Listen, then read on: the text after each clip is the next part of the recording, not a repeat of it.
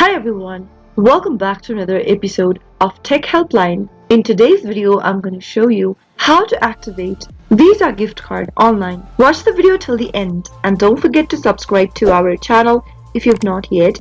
Press the notification bell so that you'll never miss another upcoming upload from us. A Visa gift card is a type of a prepaid card that can be used anywhere the Visa debit cards are accepted. If you'd like to activate your Visa gift card online, then here's how you can do it. Open up a web browser of your choice and in the search box type in Activate Visa Gift Card and press enter. Go ahead and click this first link where it says Visa Gift Card, activate my card, and then you'll end up on this page. In order to activate your card, enter your card number available on your gift card right here and then click on the continue button. You'll need to type in your security code on the next field as well as some personal information. After you provide all of the correct details, you'll be able to activate your Visa gift card online.